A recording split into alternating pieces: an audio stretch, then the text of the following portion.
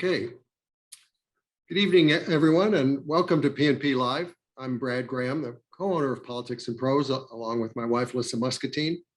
And we're delighted to have with us this evening journalist and author Joshua Prager, here to talk with legal expert Mary Ziegler about Josh's new book, Family Roe, An American Story. It was 11 years ago, and I was in Provence, and I was reading an article in the New Yorker about gay marriage. And the article mentioned in passing that sometimes a plaintiff is good for the cause she represents, and sometimes not so much. And in the latter category, they cited Norma McCorvey, Jane Roe, because she famously switched from the pro-choice side to the pro-life side. And then it noted something that I had not realized. It said that she was not able to have the abortion, despite the fact that she had sought, despite the fact that Roe obviously legalized abortion, because it's now obvious to me, a law case takes longer than a pregnancy. In fact, she was pregnant in 1969. She filed Roe in 1970, but Roe was not decided until January of 1973. And all of a sudden, my mind sort of leapt to who that person was, that child whose conception had occasioned the lawsuit. And I said to myself, he or she would be 40 years old at that time in 2010. And it seemed to me that they probably had learned who they'd been born to. And not only that, had they learned, it would be a very difficult thing to carry. And those assumptions turned out to be correct.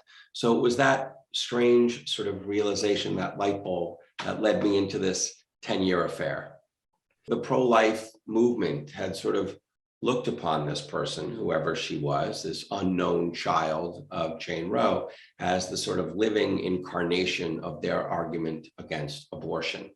When she was just shy of 19 years old, an investigator sent to find her by Norma and the National Enquirer sort of came upon her in a parking lot near where she lived. She was off to get a tan in a tanning salon, and they changed her life forever. They told her that they would be writing the story whether she wanted them to or not. She prevailed upon them to at least withhold her name, but henceforth she then felt that she was burdened by two sort of enormous weights. The first was that she now carried a secret. She felt that if anyone sort of learned who she was, meaning who she'd been born to, that she was the Roe baby, that they would not be able to sort of appreciate her for who she had been prior and who she was, Shelley Lynn Thornton, someone who she said at that point just wanted to date cute boys and go shopping for shoes. And the second thing was that symbolism. She wanted no part of it.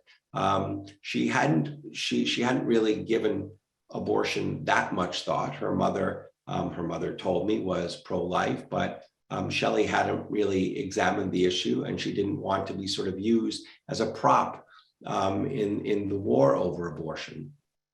What I really tried to do was to humanize this crazy story, was to tell it, the story of abortion in America, not through politics and movements, but really through people. And in Norma, I had this sort of perfect protagonist because her life wended, of course, through both sides of this incredible divide. And she was actually really important to both sides, as we can discuss a little bit. And so also, Norma was very ambivalent about abortion, despite the things that she was made to say when she represented both sides. She actually had a real sort of clarity of vision she knew what she believed in, and she was deeply ambivalent about abortion.